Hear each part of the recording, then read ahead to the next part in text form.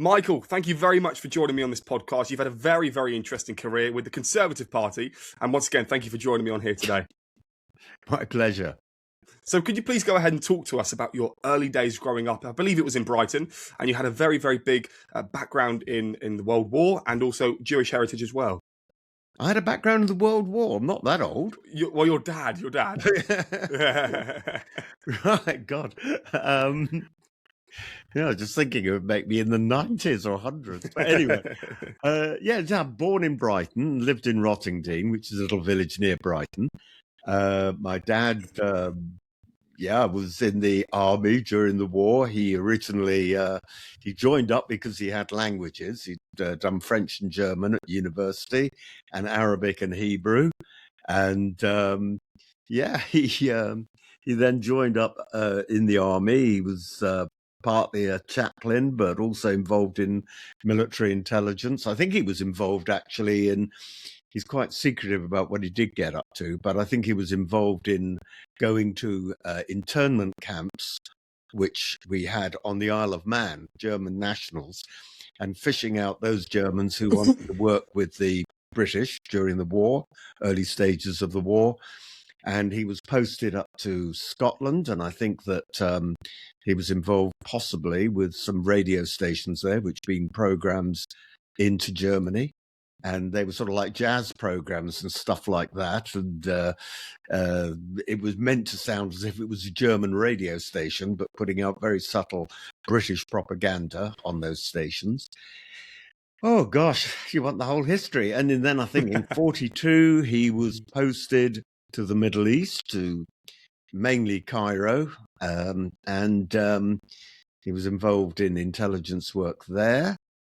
And then they wouldn't demob him because he spoke Hebrew, they moved him to Jerusalem, because in those days it was the British mandate, it was British territory. And he was there up to about a year before Israel got its independence. And then I popped out a couple of years later, or 3 years later. And what was your journey like when you were growing up? Did you ever want to be a politician? No. Had no interest in that whatsoever. I was actually always very interested in broadcasting.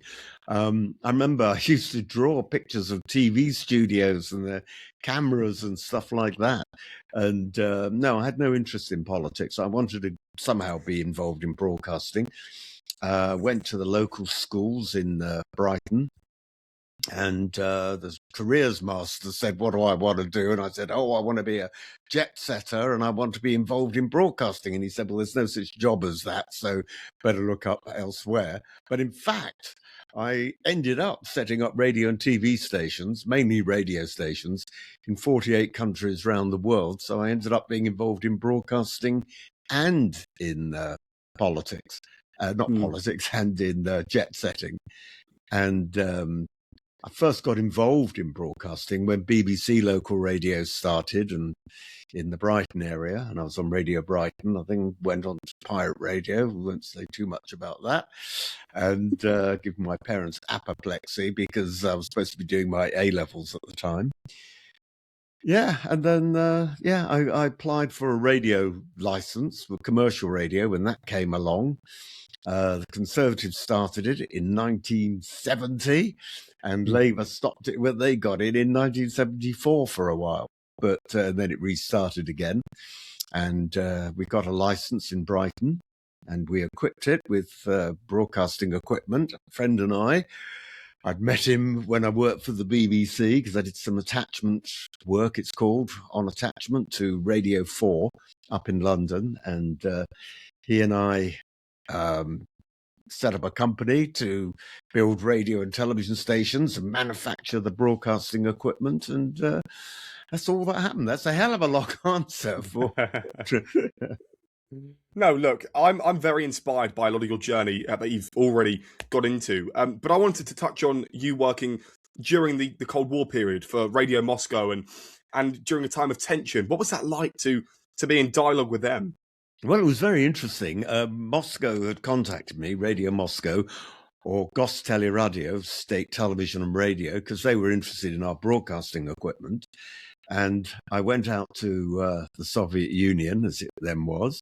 And it was very interesting because I used to like reading spy books. And I remember surreally reading a spy book about being in Moscow called The Devil's Alternative by Frederick Forsyth. And it's still worth reading if you can get hold of it on a Kindle or secondhand bookshop.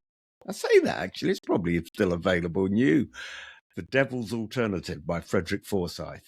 Anyways, I remember reading it actually in Red Square. And I thought, this is quite surreal. I'm actually there reading it.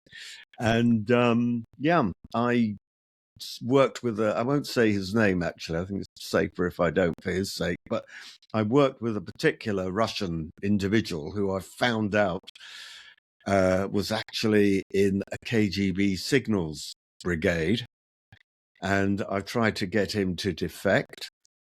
And there's quite a story about that, but some of this I can't really talk about. But I was then told I was given 24 hours to leave the country, otherwise I'd be arrested. And I was duly flown out by British Airways, who bumped a passenger because they work from time to time with the, or used to, I think they still do actually, with the British authorities. And I remember being rescued out from Sheremetyevo Airport in Moscow by BA. And I remember the captain coming out after about half an hour, coming up to me and quietly whispering in my ear, "Thought you'd like to know, Mr. Fabricant, that we're now flying over NATO airspace. You're safe." And then the stewardess arrived and gave me champagne, which was jolly good. And passengers were wondering what that was all about. All a long time ago. Well, I know, but I think we'll speak about it in a short time, that a lot of this is still going on now. But let's go back to 1992, your first real insight into politics and the first election campaign that you ran. How inexperienced were you at the time? Because I know that you had a history in broadcasting. Did that help you in your campaign? Well, it helped me be a communicator. Let me tell you how I got interested in politics in the first place, actually going back a bit. So the chairman of my radio company was a guy called Geoffrey Johnson Smith, and he was an MP. And he was a former ex-broadcaster with BBC One television, and did a program with another broadcaster called Cliff Mitchellmore. They presented a show called The Tonight Programme. And he and I would discuss politics and stuff, but mainly he was chairman of the broadcasting company. But he once said to me, "Well, you've obviously got political opinions. You're obviously not Labour, you're Conservative. Why don't you get involved?" And I said, "Well, how do I get involved with that?" And he said, "Well, join a local Conservative association." So I joined Brighton Pavilion Conservatives, who at that time had a Conservative Member of Parliament. And I didn't have time to be a councillor because I was travelling so much abroad with these radio contracts. So what I did in the end was work my way up in the association. First of all, I became in charge of the political discussion program that they had, which is called CPC, Conservative Policy Forum. And then I became chairman of the association. And then I thought, well, you know what? I'll fight a hopeless seat first. So I fought South Shields, which was an interesting one, in 1987. And I didn't want to get elected because I was very much involved in my business. But then in 1992, just like a Jeffrey Archer novel, everything fell into place because out of the blue, an American corporation made a bid for us. And I applied for Lichfield. I applied for one or two other seats, but literally only one or two others. And I applied for Lichfield because it was, well, I'm speaking to you from Lichfield now. It's just a very beautiful cathedral city, great place, lots of lovely countryside and other towns around it. And I was very keen to get it and fought the campaign, just like I fought the South Shields one, only this time I won. And I won it back from Labour. So it was great. You know what? I've spoken to Mark Priss before, a former Tory MP as well, and he said a very similar thing to you. You should never ever run first in a seat that you are going to win. You should always run in a hopeless seat and get the experience. Do you still agree with that? No, not particularly. Okay. It's just my circumstances where I thought it would be useful to do that. But I know plenty of people who actually got there first time. I think it would have helped if I'd been a councillor, simply because the transition from running a company, which we then sold out to the Americans, to actually being an MP, I found very difficult because you can't get things done. Mind you, having said that, Boris Johnson said, I'm the Prime Minister and I can't get things done. It's really very difficult. The civil service are quite difficult to work with at times if they don't agree with what you're trying to do. No, and I agree with that, because I'm hearing a lot of murmurs currently about obviously the council elections coming up, and I think a lot more people underestimate the power of their council. But as an MP, it must be a lot harder than what me at home says. Oh, you should be doing this and you should be doing that. Yeah, well, it's very frustrating because, you say things. I was listening today in the aftermath to the by-election in Gorton and things, and this Labour MP was saying, I was telling Keir Starmer to do this and do that, and Keir Starmer just goes, oh, thanks, you're a great chap, but nothing happens. And that's probably Keir Starmer. But even if Keir Starmer did want to do it, sometimes the civil service are a bit of a problem. And in fact, I've given advice, first of all, funnily enough, to Nigel Farage, because I have known him for some time. But then I thought I'd better give it to Kemi Badenoch too. And that is that if either of them get into government, then what they need to do is do, I'm afraid, what they do in the United States, which is appoint the top tiers, the top 2 tiers of the civil service in each government department or agency. Appoint them yourself, because if you don't do that, then you'll find you won't actually get things done. Yes, it's politicising the civil service, but you know what? If you've got a Conservative government, or if you've got a Labour government, or heaven forbid a Green government, you want to get the things through. And really, the civil service are meant to do what the government in power at the time wants done.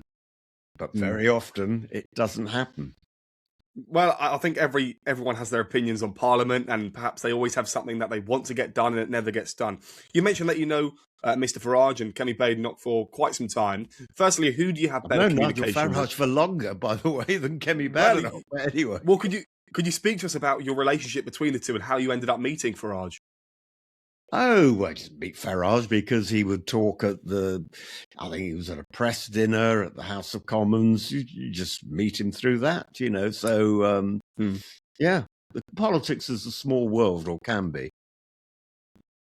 Kemi Badenoch obviously took over, this is jumping ahead a tiny bit, but took over the Conservative Party not too long ago. How do you think her renewal programme's been going? Do you think it's been positive, or do you think there's things that still need to be improved? Well, I think the problem was that for 6 months she didn't do enough and created a vacuum, which the Reform Party filled. But now she's, got a new team around her. She's performing well at Prime Minister's Questions. But then, you know what? I got in 92, as you said, and then we lost in 97. And William Hague was brilliant at Prime Minister's Questions. But it made no difference at all come the next general election. But she's doing and saying the right things. Whether people are listening or not is another matter. But in a way, that's not really her fault if it turns out that people aren't listening. But we've got 3 years to go yet, so let's see. And could it get worse, or could things only improve from here? I don't think it could get much worse. In fact, we've actually gone slightly down in our popularity over the last month. We were going up slightly. Now we've gone down. I'm not quite sure why. Well,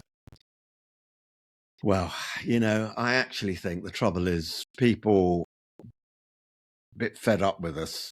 And I've got a feeling that we probably won't win the next general election. I just hope it's Reform if we don't win. And not the Greens or Labour again. That would be awful. I think the Greens would be even worse than Labour, and that's saying something. Well, we will speak about the Greens. It's a long game, that's what I will say. Well, it is, and we will speak about the Greens in a short space of time. But you mentioned the Americanisation of the civil service that we could have here. Donald Trump's been under immense pressure from everyone domestically, but also abroad as well, with the way that he's handled the ICE agents in America and all these things that Reform perhaps are eyeing up and wanting to do here in the UK. Do you think Reform are a dangerous party? No, I don't think they're dangerous. I think they're an alternative party. Whether they can actually deliver what they say is another matter altogether. I think the danger for them is that they're and Nigel Farage knows this. He said it often enough. Is that they're a little bit naive, that they don't know, necessarily how to run government. So if they do get elected, I wish them all the best, because generally speaking, I agree with, I like to say that although they're not enemies, they're sort of the black sheep, but of the same family. I know some people won't agree with me on this, but the reform is basically an offspring of the Conservative Party. I don't think certainly not an offspring of the Labour Party or the Lib Dems, that's for sure. Of course, but there has been talk, especially in the leadership campaign, that Robert Jenrick wanted, had he won, to merge with the Reform Party, and now obviously he's defected. Do you see the two coming together, and maybe there could be a coalition, but also could the foundations just mix and they become one big party? I think it really depends how the election goes, and as I say, that's about 2 or 3 years away, so it really depends what the numbers are like. I don't think it's a good idea if Reform need us to form a government for us to go into coalition like the Lib Dems with us, because it certainly damaged the Lib Dems for many years.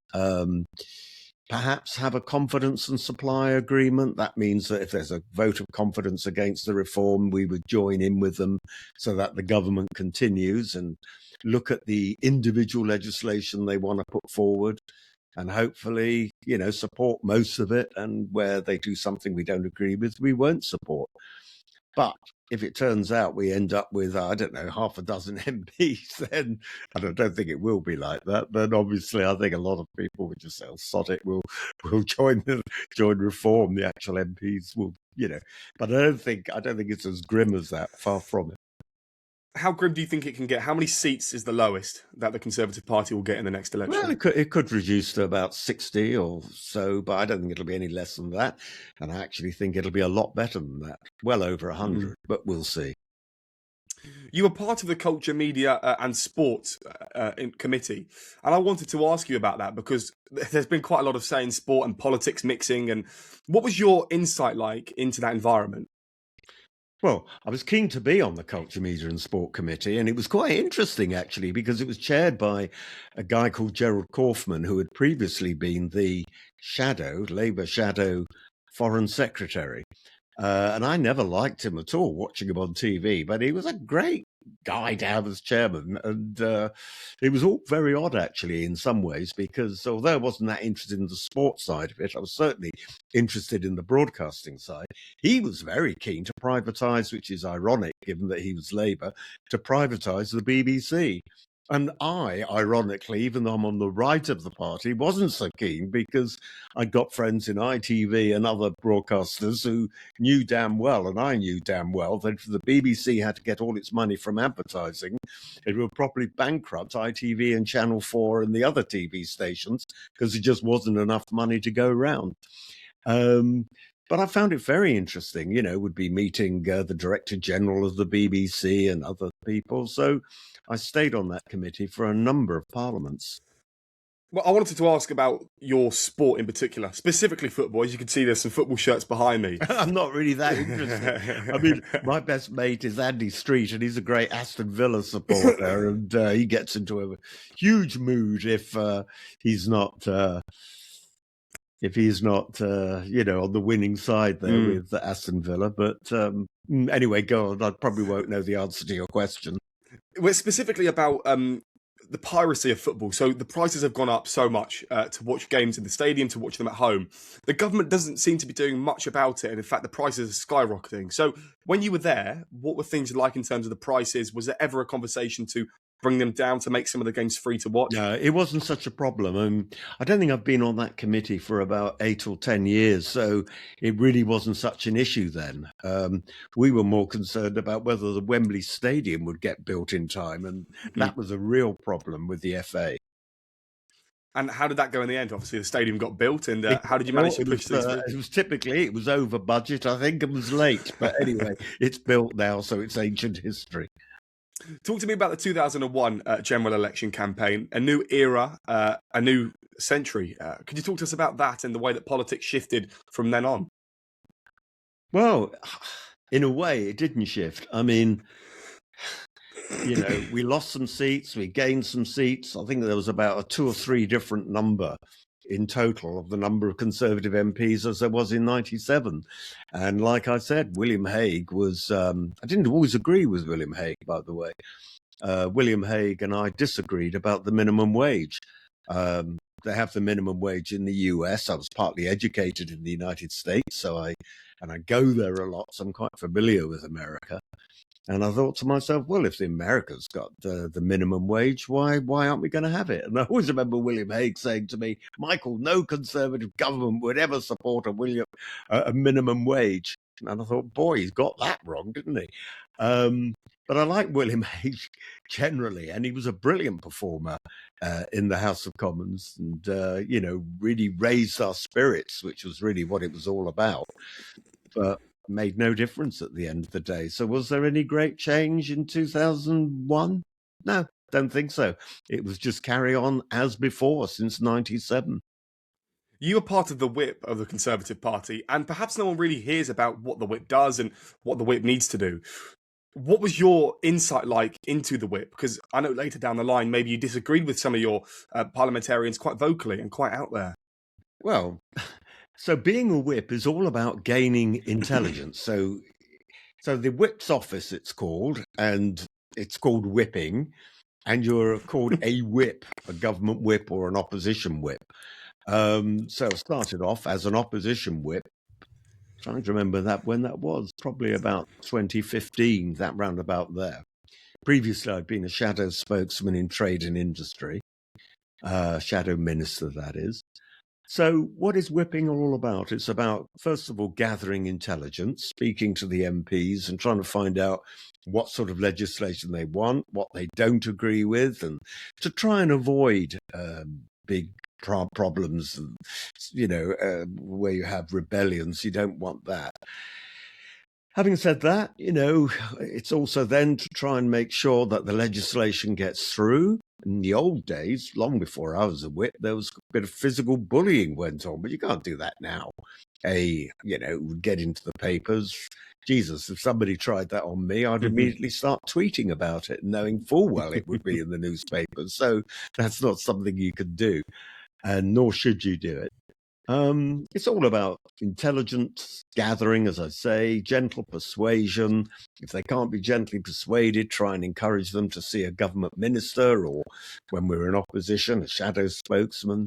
But sometimes you have to say, sorry, I don't agree with this, and I'm not going to support you, as I did with the minimum wage. What was your life like prior to becoming senior in the party, when you were an MP and when you were trying to make your way up as a member of parliament? What was your day-to-day life like? Well, I mean, frustrating at times, because it's not a meritocracy, the House of Commons. It's not like being in business. If you're good, you generally get promoted. Not always, but, that's the way it sort of work or should work. Often, if they want to promote women, there was a big phase in the Conservative Party and still is in the Labour Party. If you're a woman, you'll probably get promoted sooner than if you're a guy. If you're an ethnic minority, you might get promoted sooner. And it doesn't necessarily have to do with ability. It all has to do with appearance. And I also remember getting some advice when I first became an MP in 92, and it was good advice, and I didn't take it. And he said, if you want to get promoted, don't think. Just do as the whips tell you. Just be cannon fodder. If you think, come up with ideas too much, or disagree, then you won't get promoted. Having said that, I also found that if you rebel just occasionally on sensible things, you get noticed that way. And sometimes they'll say, you know what, we'll promote them, and then they'll have to be more disciplined or self-disciplined. Yes, and again, I completely agree with that, because the Labour Party is currently in disarray. There's several people that we could call out from the Cabinet office that would perhaps charge towards Keir Starmer for his job. And that probably happened in the Conservative Party as well, where people aren't really thinking about what they're doing now. They're only targeting the end goal, which is to be Prime Minister or to be the leader of the party. Yeah, that's right. Well, you've got Wes Streeting, who's obviously very ambitious, and Andy Burnham, who's not an MP and incredibly frustrated. And of course, a lot of people are now saying that the Gorton and Denton, I think is the name, constituency by-election would have been won. I'm not sure it would have been actually, but might have been won if Andy Burnham had been the candidate. Although that does beg the question that then they would have to have had a by-election for mayor. So I do see Starmer's point actually, but it's not a good look for Starmer to have actually prevented him from standing for that seat. Do you give Keir Starmer praise? The Conservatives were known in the last few years of the Parliament to leave as Prime Minister. We had several people who were in charge of the country. Do you praise Keir Starmer at the fact that he has stayed there and he has not yet resigned? Well, he's only been there. He's been there for less than 2 years. So it would be pretty amazing if he had resigned. So no, I don't give him praise for that because you could argue he's being incredibly stubborn. I mean, I said before he got elected, even when he got this huge majority, that the guy is a dud. I really think that. And, I don't think he was necessarily a pretty good director of public prosecutions either. Now we find out various things that have been happening under his watch or not happening under his watch. So, no, I don't give much praise to Keir Starmer. I'm sure he's a decent human being, but I don't think he was a good leader of the Labour Party. And I don't think he's a good Prime Minister. I mean, some Labour MP said the other day, the trouble with Keir Starmer is he doesn't believe in anything. There's no particular policy he believes in. That's why one moment he's advocating having compulsory identity cards. Then he gets rid of it altogether. And then he said, OK, well, we will have it, but it won't be compulsory. I mean, it's complete and utter nonsense. Win a Prime Minister, you don't want a bloody manager. You want someone who's a visionary, who can actually come up with policy and knows what he wants done. You did have that, of course, with Margaret Thatcher. You also had that with Tony Blair, whether you agreed with him or not. He knew what he wanted to achieve. You had that with Boris Johnson, whether you agree with him or not. But most of the time, whether they're Conservative or Labour prime ministers, they're just managers. And, it inspires nobody and gets us nowhere. When you were in Parliament, you oversaw some NHS reforms, and this has been a big topic of Parliament candidates and MPs. What needs to be done to the NHS to fix it? Because currently it is a machine with cogs as stiff as anything. Well, let me give you a history lesson. So during the Second World War, there was a national government headed up by Winston Churchill, and Clement Attlee was the Deputy Prime Minister, who then became Prime Minister after the war, a Labour Prime Minister. And there was consensus that we needed a national health service. But there was a very different vision between the Conservatives and Labour about how that might be achieved. So during the war and before that, you had private doctors, all of them were private. You had hospitals that were either private institutions or they were charitable trusts. But none of them were owned by the state.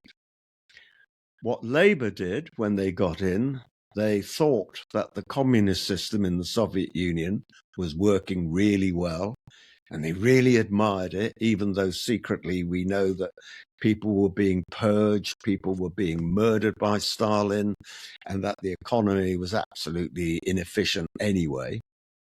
But they didn't know that or didn't want to know that. And so they thought they'd have a system like that, a huge organization centrally controlled in London, which is what we have now, and it doesn't work. What the Conservatives were going to do was far simpler.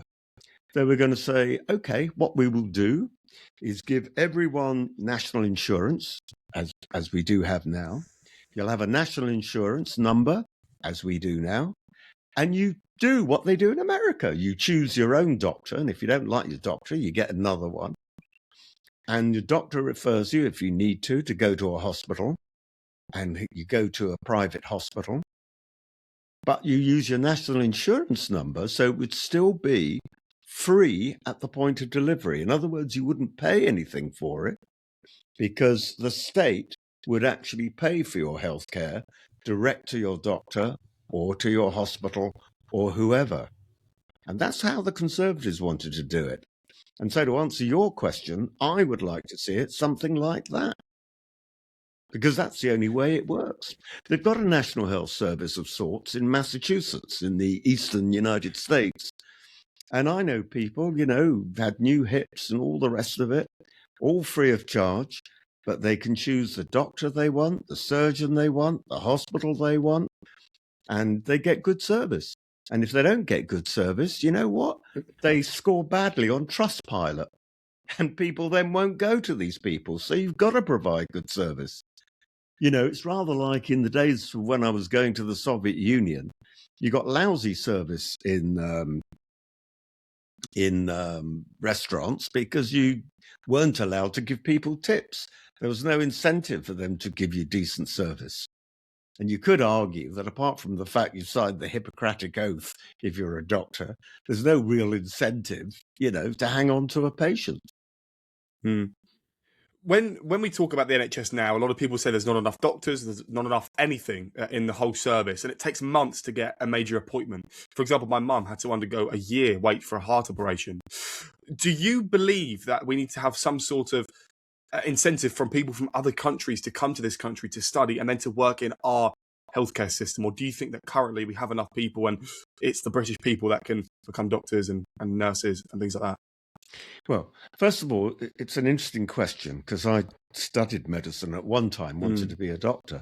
So I know a teeny bit about this. Part of the problem is that we've got lots of doctors, and we're talking about general practitioners.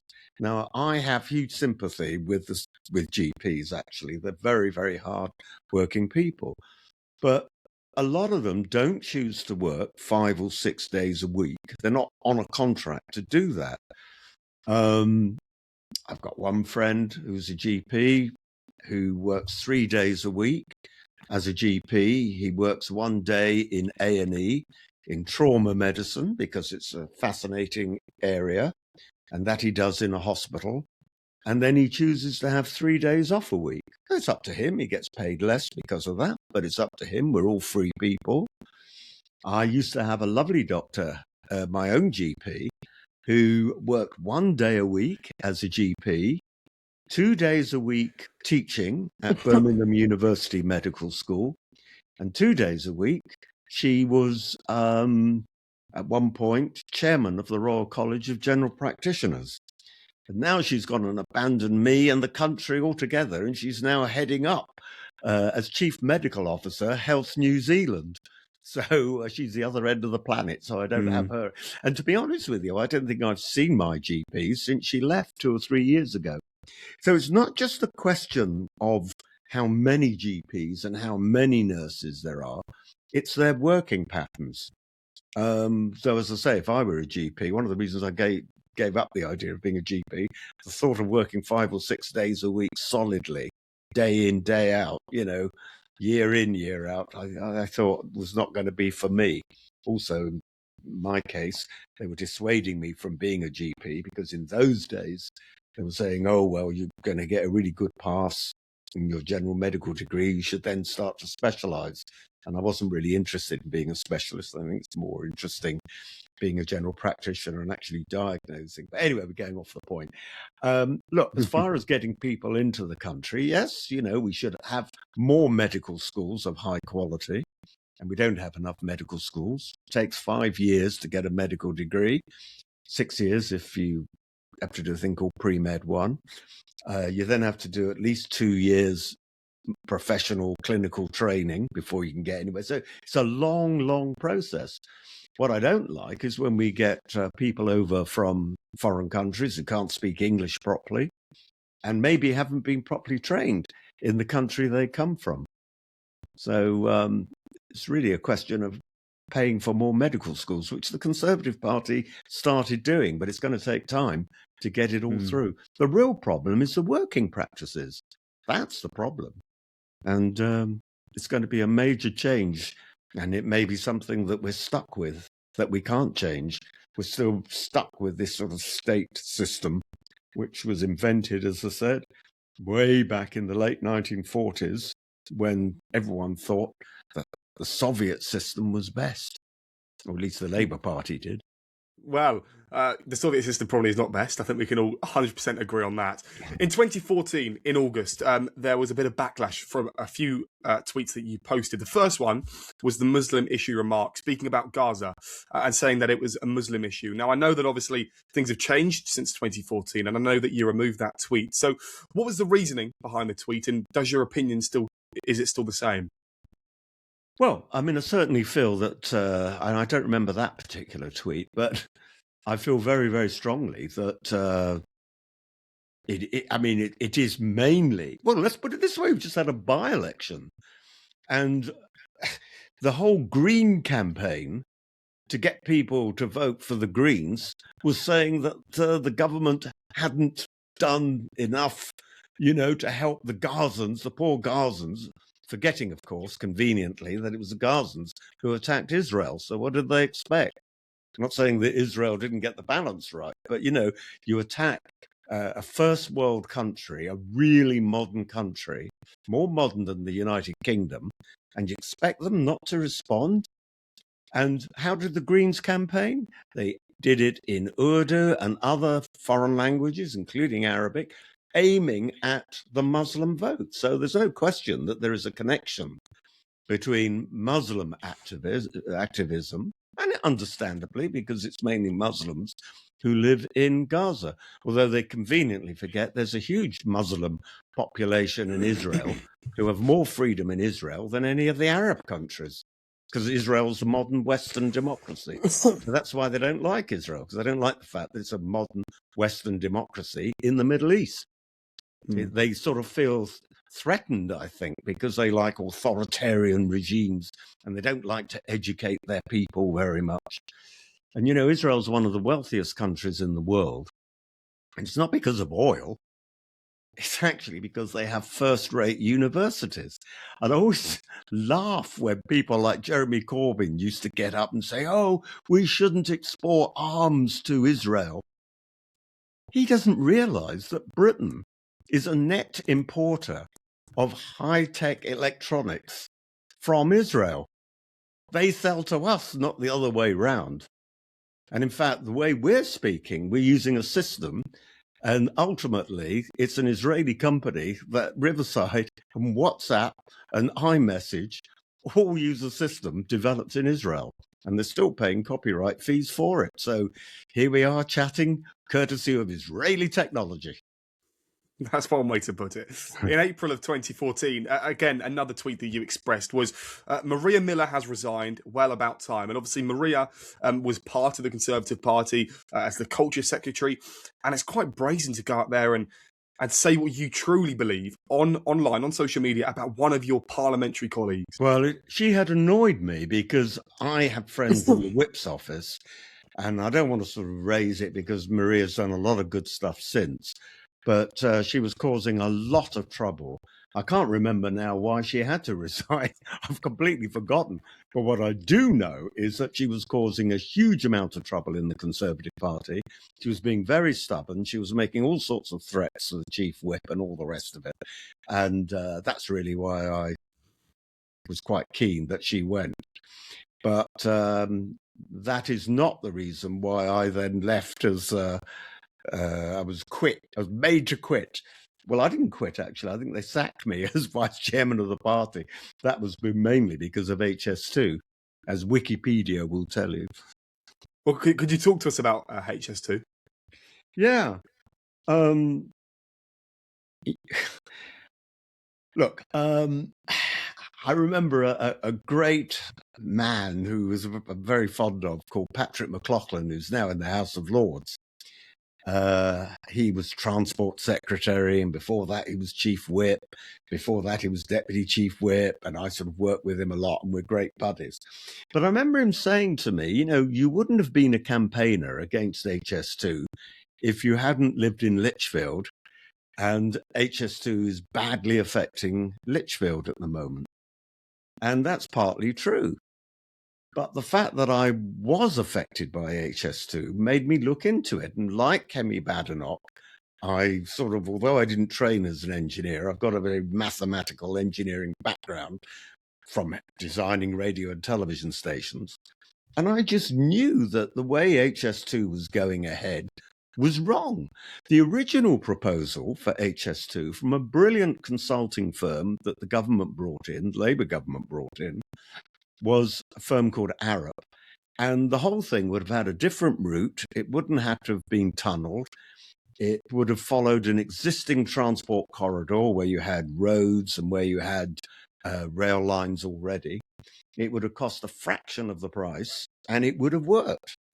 And then a Labour Transport Secretary, who had no engineering background at all, called Lord Adonis, decided that he would draw a straight line on a map and make it an ultra-high-speed train. And when the Conservatives got in, which cut through loads of towns, including Lichfield, and it didn't make any sense at all because it involved huge amounts of tunnelling. It would have to have lots of squiggles en route to avoid crashing through the centres of towns, because you can't just draw a line on a map. You can in China for two reasons. A, although they've got a lot of population, their country is a lot bigger than ours, so the density of population is not like ours. In the United Kingdom, we're one of the most dense populations in terms of people per square mile of any country in Europe. So you can't do that because of that reason. You can't do that also because you have planning laws in this country. People are allowed to object. Anyways, cut a long story short, I thought the whole thing wouldn't work. And the most amazing thing was, I said to David Cameron when he adopted this, I said, look, you've got to change the route back. It's just not going to be able to be done. This was back in 2010, and I'll never forget. He said, you know what? He said, I want the first leg from London to Birmingham, not Lichfield, to be completed by the next general election in 2015. And I said, it'll never be completed by then. He said, oh, well, my advisors, engineers tell me it can be done that quickly. And now we know it probably won't even be completed by 2038. No, the whole thing was completely flawed. And one of the problems with the House of Commons, there are too few people in there who have mathematical skills or engineering skills to be able to look logically at these issues. And instead, they bring in engineers or whatever, but it was in the engineers' interest that HS2 continued because they were getting paid to do these projects. And that's always the problem. You've got to have some understanding of the issue yourself. You can't just farm it out to advisors, because advisors have got their own particular motivations for giving you advice. And it's not always the right advice. And I think in their heart of hearts, they knew it wasn't the right advice. I suppose that those were professional disagreements and those that you'd have in the workplace. What's your personal relationship like with the majority of the MPs that you worked with, but also Prime Ministers like David Cameron and the leader of the Conservative Party, Kenny Badenoch, as you mentioned earlier? Are you friends with them, or are you just more professional colleagues?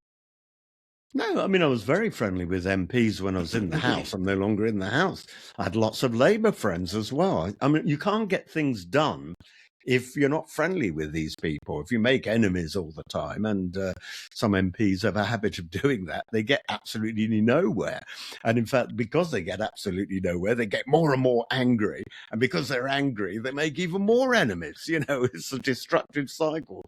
So whichever organisation you work in, whether it's the House of Commons or whether it be a business, being friendly with your colleagues really helps.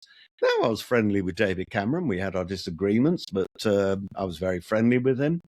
I mean, I gave him advice before the Europe referendum, and I hope we're going to talk about that, about Brexit, because that's a big thing for me. I mean, I was saying earlier that the problem with Keir Starmer is he doesn't believe in anything. I mean, the one thing, if you like, that I did believe in when I became an MP was that we should leave the European Union. But I'll get back to that in a minute. Am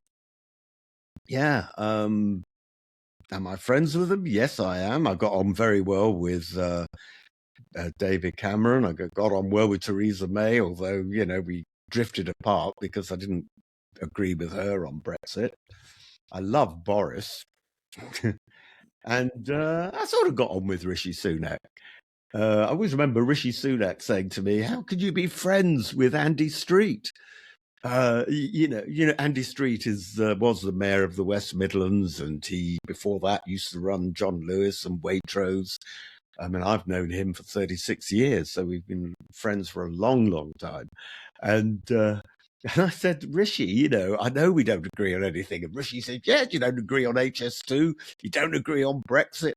But I said, well, there are more things, to be friendly about. We both like traveling abroad. We both like walking and so on and so forth. So you can still have friends in the House of Commons, even though you don't agree with them. I used to be very friendly with Chris Bryant, and we very rarely agreed with anything. He's a Labour MP, of course. The man who led the Conservative Party into the 2024 election was Rishi Sunak, as you mentioned. Out of 10, and you can allude to this in some other detail as well, how good of a Prime Minister was Rishi Sunak? 5 out of 10. I like Rishi Sunak, but by his own admission, he was hampered by the fact that he hadn't been chosen by the electorate, and he hadn't been chosen by the membership of the Conservative Party either. He was sort of second best, if you like, in his view. So he felt he didn't have a mandate to get things done. He also made some, I'm not going to go into detail here, but he made some promotions which were ridiculous. And I fed it back to number 10. People who are still in quite a senior position, but, are not intellectually up to it when you're trying to argue with civil servants with double firsts from Cambridge and, they've got a GCSE or something, you've got to put people into government. Sometimes you don't always agree with them, but they've got to be able people. It's no good just putting in sycophants who supported you. That's the problem. Could you talk to us now about Brexit? Because again, this was just before Sunak, obviously, but 2019, 2018, 2020, this is the time of Brexit, and you've got some quite strong opinions. Yeah, well, I'm going to go back further than that. So when I was selected for Lichfield, it was back in 1991. The constituency was called Mid Staffordshire then, had different borders, but it still included Lichfield, which is where I'm speaking to you from now. And one question I was asked in the selection procedure, well, you said what you support with the Conservatives, what don't you support? And I said, well, the one thing I don't support is our continued membership of the European Economic Community, or whatever it was called in those days, what we now call the European Union. And the reason goes back further than that. And I'll tell you, I was setting up radio and television stations abroad, and I had customers in the United States, in Australia, New Zealand, Canada, and the United Kingdom, Ireland.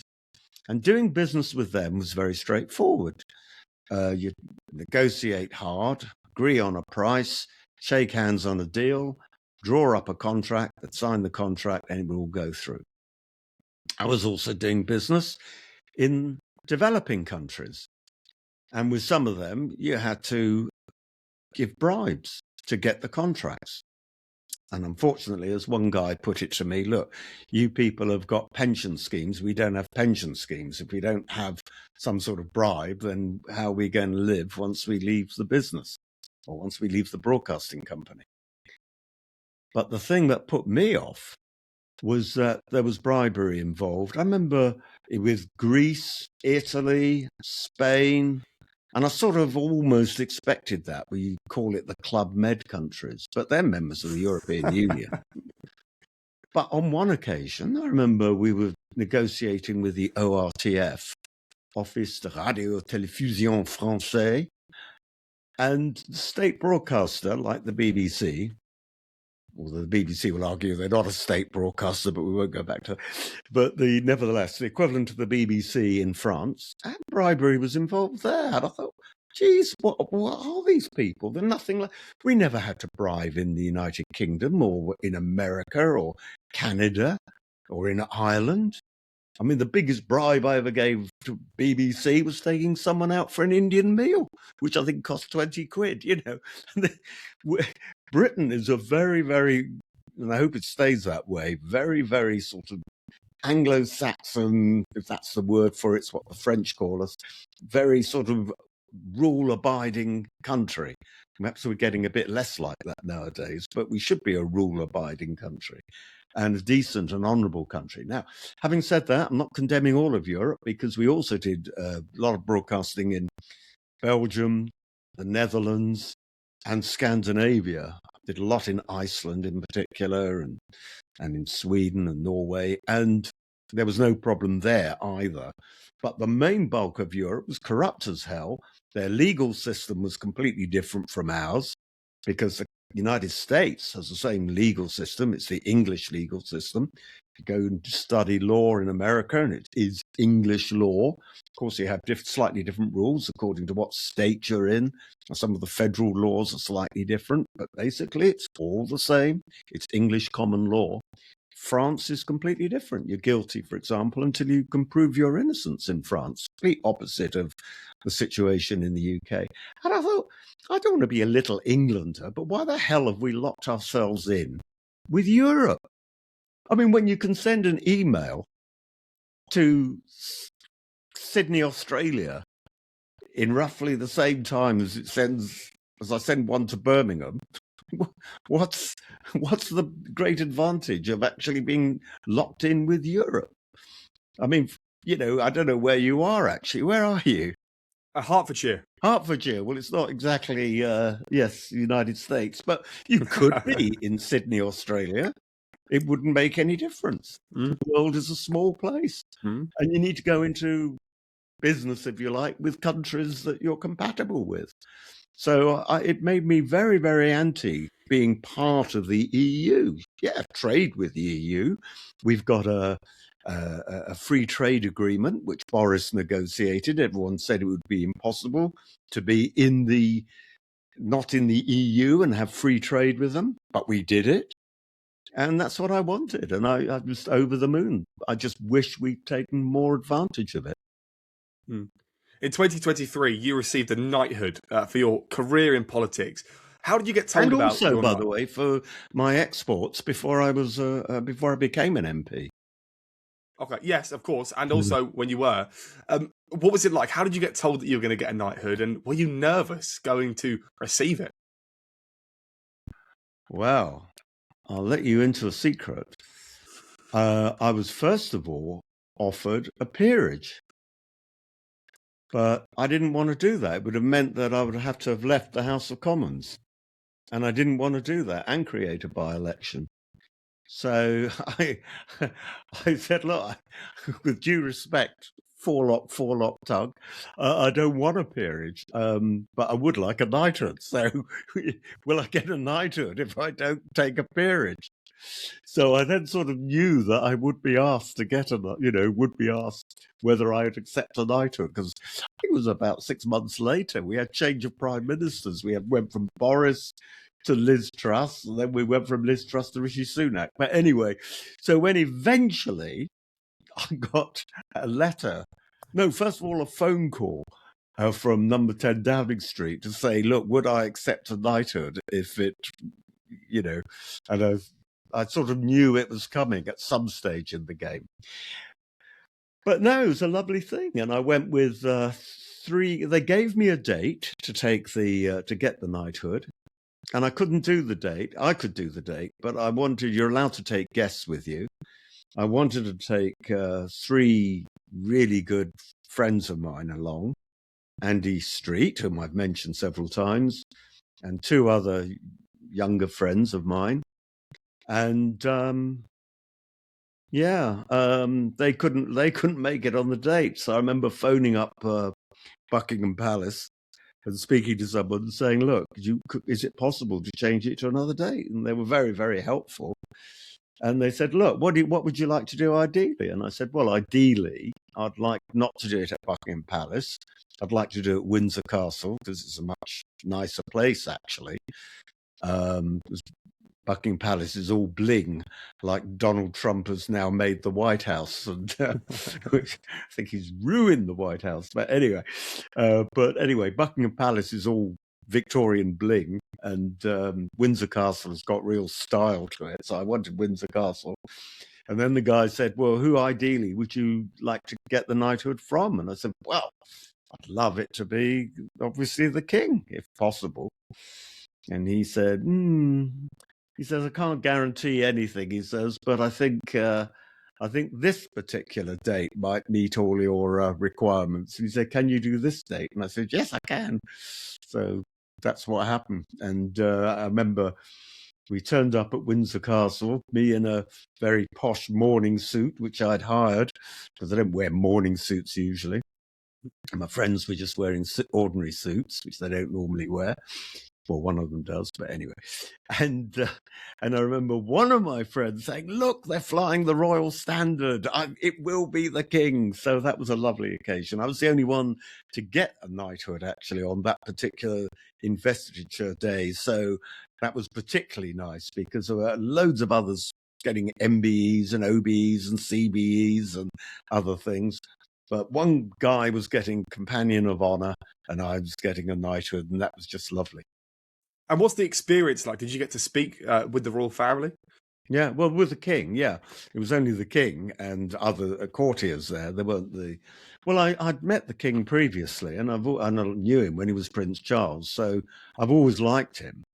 And I think he likes me, because when he came to Lichfield the other day, I wasn't in any official capacity. I was very casually dressed and was up by a railing with thousands of others, you know, and he suddenly spotted me and came across the road and just to shake my hand. And I thought that was lovely. But no, it was a lovely occasion. And I actually found it very moving when he did the dubbing with the sword, and I felt the sword on my shoulder. And it was almost like a religious experience. And yeah, I was quite old. I thought I was going to burst into tears, actually, but I managed to. I'm a very sort of sentimental person, so I sort of weep if I see sentimental movies. But I have a great one for I keep Kleenex, the tissue company, in business, you know, from going to see various movies. But anyways, cut a long story short, no, it was a lovely experience. I don't want to be naive when I ask this question, but when you receive a knighthood, does your life change? I mean, what's the pro of receiving one? Because as someone who's part of the younger generation, perhaps it's been swept over and we don't hear about it as much. Yeah, well, I don't use it. I mean, on my social media, I don't say Sir Michael Fabricant. It's just Michael Fabricant. And my credit cards doesn't have Mr. I think the big difference for me is I don't like being Mr. because I'm not a Mr. anymore. I'm a Sir. But like my credit cards don't have Mr. on it anyway. And my passport doesn't have Mr. So I haven't changed them at all. My British Airways club cards said Mr. Michael Fabricant. So I've now changed that to Sir Michael Fabricant. But I think that's the only thing I've actually changed. You, in 2022, after the invasion of Russia in Ukraine, you said you would have become quite insulted had you not been sanctioned by the Russian ministry in April. What was your thoughts of being part of the 287 British MPs sanctioned by Russia at the time? Did you ever feel a threat from the Russians? Well, I'll let you into a secret. I'd been sanctioned before. So what had happened was, you know, I was telling you about when I was trying to get this guy out of the Soviet Union to defect. He didn't in the end. Came to Britain, but he didn't defect at all. And in fact, the government collapsed about a year later anyway, the Soviet Union. Mind you, it's probably worse now under Putin, but that's another story. But anyway, so I left very, very hurriedly, as I said earlier. And Andy Street was then running, as I said, John Lewis and Waitrose. And he was at a conference in Moscow of all big department stores. And it was a Finnish company who had a department store in Moscow. And they thought it would be a good location to have their annual conference. So I got a message from Andy, and Andy said, well, why don't you come out? The conference finishes on Thursday. I've got the bedroom or got the hotel, or I'm staying till Monday anyway. Why don't you come out for a long weekend? And I thought, great idea. And as it was the Russian Federation now and not the Soviet Union, I thought that wouldn't be a problem. But oh no, I was blocked from entering the Russian Federation by the present regime. And in the end, I managed to get a Labour foreign secretary to make me a temporary diplomat, so that I could actually go for a long weekend in Russia. And it was great. And when did that happen? When you managed to go as part I of can't this remember. country? It would have been, it was when David Miliband was foreign secretary. So it would have been between 97 and 2001, I think, round about that period, give or take 5 years. And when the 200 plus MPs were sanctioned recently, since the war in Ukraine, was there ever like murmurs in Parliament that, oh wow, we have been sanctioned, or did no one really seem to bother too much? No, I didn't hear any problem. Somebody discussed it with me, and I said, well, I was sanctioned. I'm now double sanctioned, so stuff them. do you ever have any ambition to become unsanctioned and go to Russia? No, because I knew Moscow quite well, and I think it's gone downhill in some ways. I mean, although it had a sort of romance, the Soviet Union. You know, like I was saying, I was reading Frederick Forsyth's book in Red Square when it was the Soviet Union. I used to know an author extremely well called Tom Clancy. I don't know if you've heard of him, but Tom Clancy wrote Hunt for Red October, Patriot Games, Jack Ryan books. A lot of it's on Netflix at the moment, Amazon Prime. So it's still very, very good movies and films and TV series and books and games as well. Tom Clancy's Jack Ryan have got a whole series of games that you know, computer games. But anyway, I knew Tom very well. And we were both saying that the romance of spying and everything in the Soviet Union. Sorry, I'm looking out, by the way. I'm looking over there, and you'll probably think, why? I've got a window there, and I'm looking across the main road in one of the main roads called Beacon Street in Lichfield. Various people walking by with coloured umbrellas. It's interesting to watch. But getting back to your story, no, it didn't bother me. And but the country I would like to go back to, not back to, I've never been. I would love to go to Tehran in Iran. And I'd love to visit Shiraz. I mean, I think it's very unwise for any Brits because to go to Iran at the moment, they're being taken hostage. A couple of motorbikers, husband and wife, middle-aged, were motorbiking through Iran. They're now in prison as spies. You know, they're not spies at all. But I would love to go there. And if there is regime change and if there is a decent government in Iran, I'd love to visit. It's a beautiful country. Tehran is surrounded by mountains. It's fantastic. There's an Israeli TV series, actually, which you can watch on Sky called Tehran, about Israeli operatives in Iran. And although they did the filming, they had to do filming in a rundown city, and they couldn't use Tehran for obvious reasons. So they actually used Athens, which I thought was quite funny that they think that Athens is so run down, it reminds them, because they couldn't find anywhere run down in Israel. But there's lots of long shots, stock shots, showing Tehran surrounded by mountains. And it just looks stunningly beautiful, and I'd love to go there. I've actually heard that Afghanistan is really... So I heard from someone who did some tours in Afghanistan that it was the most beautiful country he's ever been to, which says a lot, right, about how incredible that part of the world is. In 2024, you ran a campaign. You did lose your seat by just over 800 votes, sorry. Blimey, what a small majority to lose to. Were you gutted? Were you disappointed, or did you think it was time to leave Parliament? I thought it was going to happen. I anticipated that.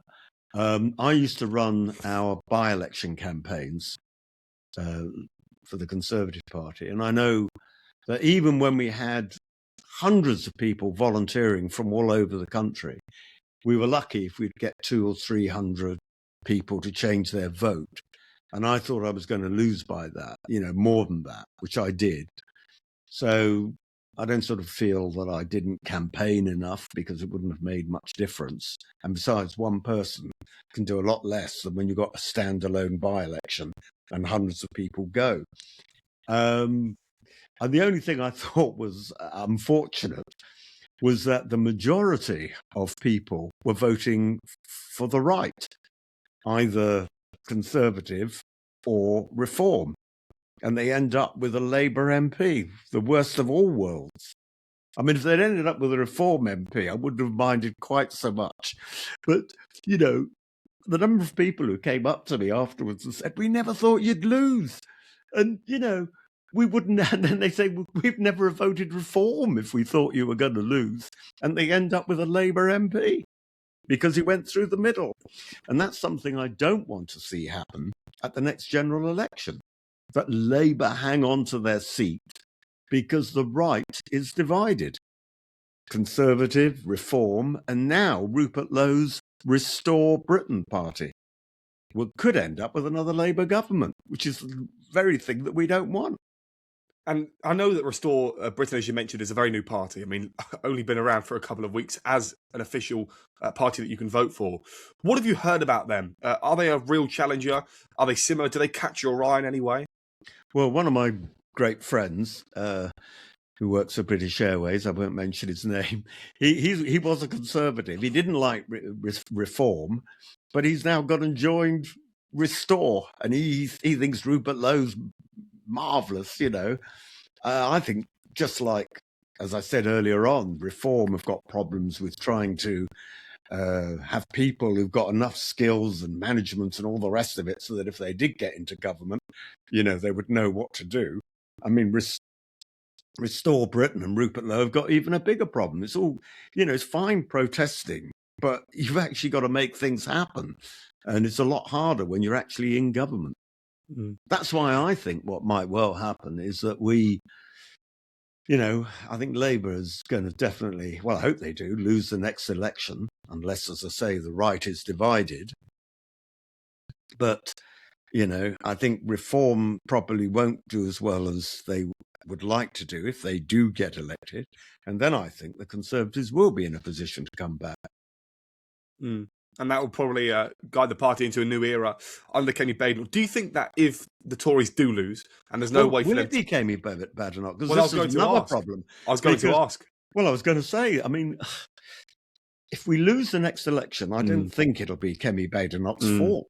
As I said earlier on, people aren't listening and they want change. And so they think change is either green from the left part of, you know, point of view, or it's going to be Reform or Restore on the right. But we have a habit, and so does Labour. Every time you lose an election, you get rid of your leader and get a new one. I remember saying to Robert Jenrick when he was still Conservative, why do you want to be leader? You know, I don't think we're going to win the next election. I said the same to William Hague, by the way. Why do you want to be leader? We're going to probably lose the next election anyway. And I remember William Hague said to me, well, there's a window of opportunity, and if I don't go for it now, I may never get the chance to be leader of the Conservative Party. And I see that.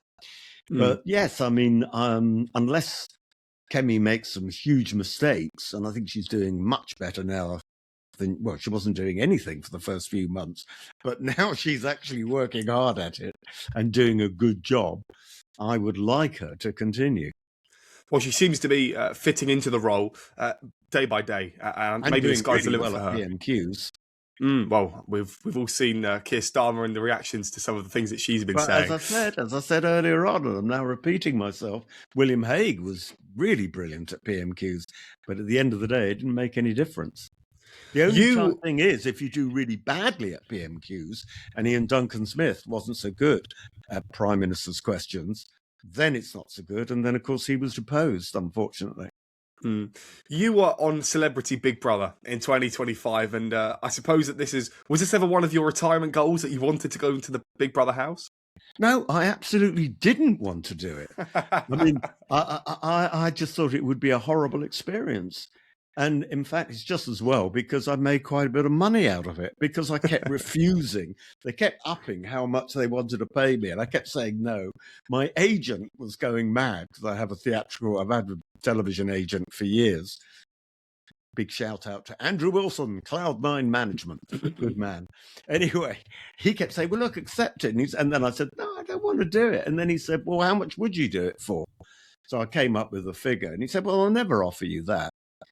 And then he phoned me back about 48 hours later, very excitedly. So you won't believe it. They are prepared to pay you. So I went into the Big Brother house thinking it would be awful and really unpleasant. But in fact, there were two people I didn't get on with particularly. Both happened to be women. There was also a woman I thought I wouldn't like, who was a comedian, who I thought was absolutely gorgeous and lovely. And I liked her very much. And there was the guy from Coronation Street, Jack Shepherd, who I really liked, a very quiet guy. And he kept being voted out by the housemates because he didn't really engage with them, because he is quite a shy, quiet guy, even though he's been in Coronation Street for years. Maybe because he's been in Coronation Street for years. But he and I, had a couple of days sort of sunbathing when they weren't filming, and we got, he's a really, really nice bloke. And then in particular, I got on well as well with a guy called Danny Francis, who goes under the stage name of Danny Beard, who's a drag queen. And he's a sort of Liverpudlian, and we fell in love. And, he said, God, I can't believe, that I hate Tories. I went into this show going to loathe you. And he said, I love you, man. You're great. So now really nice people. And Chris Lowe. I've forgotten his surname. Anyway, One Love Island. He was a nice guy. Yes, Chris, yes. Could you talk to me about Big Brother? Because, by the way, I've never watched it. Maybe I should. I didn't watch it. I watched a few episodes of the last season. I think a couple. Which made me think even more I would absolutely hate it. But no, I enjoyed it in the end. I was very sad, actually, to leave it when I did. Chris Hughes is probably the person that you mentioned. Chris Hughes, yeah. Was that the same season as Jojo Siwa? Yes. And she was, because I was teaching her an American jingle, which goes back years and years and years. They didn't use it on the show because they thought it was copyright, but I'm not sure it is copyright. But we were singing an American commercial together. Save a nickel, save a dime, shop at Thrifty every time. Save a nickel and one more at your Thrifty drugstore. And that's what you taught Jojo Siwa? Yeah, we were doing it in harmony. Okay. I don't think they broadcast it, though. I haven't actually seen. I watched the rest of the series after I left. But I haven't yet watched any of it when I was on. Can't bring myself to. But I am unique in that I came back in. So what happened was you get paid, the full amount. The only person who didn't get paid the full amount that they'd agreed to was Mickey Rourke, because he broke the contract and was thrown out. But I still got paid as if I'd done the whole thing. You don't get more if you win, and you don't get less if you only last one day. You get the fixed amount and whatever. And the producer said, on a day-by-day basis, you're the most expensive guy we've ever had, because, anyway. But the point of the story is that, I'm not forgetting the point of the story. What were we talking about? Go on, remind me. We were talking about the Big Brother house, and you were... No, yeah, I was just thinking, we talked about the money, and... you said you were unique. Because they invited me back in. Yeah. So I appeared as the Easter Bunny. Yes, talk to me about that. Because they said to me, would I be prepared to do that? And I thought, well, that's the least I'm prepared to, Jesus, get some value for money out of me. So I did that, yeah. I didn't charge them more for going back. And what did you do? So you dressed up as an Easter Bunny and you walked into the house? Yes, it was very, I just had to put eggs, just sort of hide them. And then the residents, the housemates had to find the eggs and, whatever. That's what it was all about. But it was very undignified. Of course, I live right by Lichfield Cathedral, so I don't think it went down too well at the time of Easter. But, I was sort of slightly... making light of it. But there you go. I believe your hair also came into the Big Brother house as a conversation. I mean, is this something that's always been brought up for you? I mean, there was, from what I can understand, hair treatment debates. Was this a common theme in the house? No, no. I think we all, some of us all looked a bit different for one reason or another. And no, I mean, one of the women who I didn't get on with sort of made a rude comment, but I thought, well, stuff her, you know. I mean, people shouldn't make.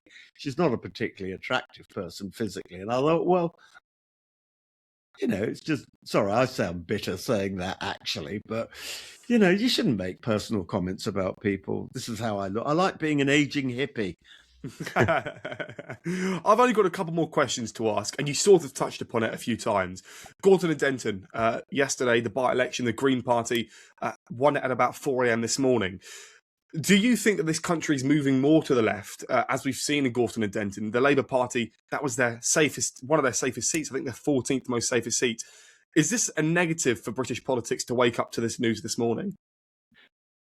Well, I don't think your premise that we're moving more to the left, far from it, actually, because I'm pretty convinced that either Reform or the Reform and Conservatives will win the next election together, you know, or something like that. The right will win. What I think is very, very bad is Labour started campaigning previously, pushing the religious vote. And we've never had this in this country. I mean, I almost bought a T-shirt once in Toronto, in the gay village in Toronto, where there was a T-shirt and written on it in sequins was "The Christian right are neither Christian nor right." So the Christian right is a movement in America, which is a sort of religious faction within the Republican Party. And I don't like religion of any sort getting involved in politics. And it's no question that the Greens went all out following an earlier campaign elsewhere by the Labour Party to get the Muslim vote and the anti-Semitic Muslim vote. And that's what I think is damaging.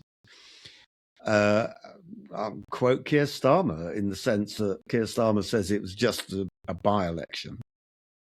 Nevertheless, I think it's an indicator that this country is becoming more and more separate and divisive and not the sort of cohesive society that we once were.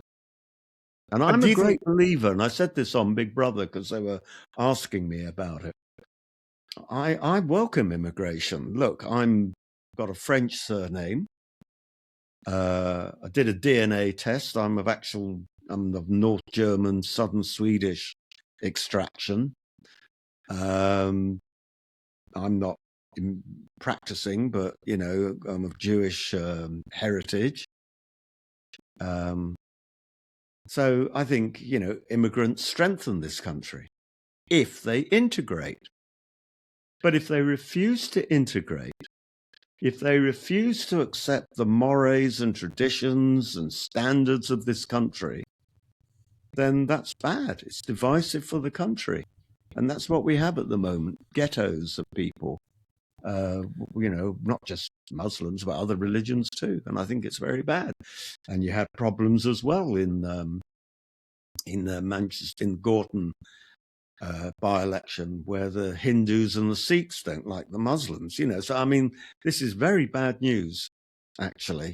One of the great strengths of Britain is that we've not had this sort of thing before. And you mentioned propaganda in the last hour or so that we've been on here. And I do feel that young people, because of social media, are being plagued by propaganda from the left, from the right, from everywhere. And I often feel like we're never going to get that British sense of togetherness that we once had, as you alluded to there. Do you believe that we could ever go back to the peaceful times the way that things were? Or do you think we're heading into a dark, gloomy era? No, I'm a huge optimist. I always have been a huge optimist. And I suspect that what will happen is that after the second, third, fourth generation, you know, people will be integrated. But it's just taking a long time to do it with some people. And it's not helped, you know, by putting out election literature in a foreign language, which is what the Greens did. Although I believe the Conservatives have done it in the past, but not being quite so unpleasant in what they were saying. Yeah, I completely agree. And the last question I wanted to ask to you was, when you do go into places in London specifically, and you see transport with different languages on there, do you believe that the country should really be specifying to remove those things, or is there bigger issues out there than foreign writing on things in places like Southall and places in Gorton and Denton? Yeah, well, I don't go to Southall very often, but I don't like it because, first of all, I think to myself, well, what are they saying? You know, because I can't read Urdu.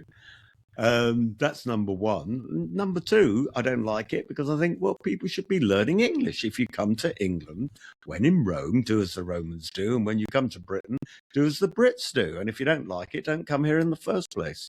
Simples. Well, look, I really, really appreciate you joining me today, Michael. It's been an absolute pleasure. My voice has gone. It's a long chat. I've had this cough for quite some time. I don't know if you could tell, and I'm just, my voice is done. Well, thank you very much. Thank you. I enjoyed it.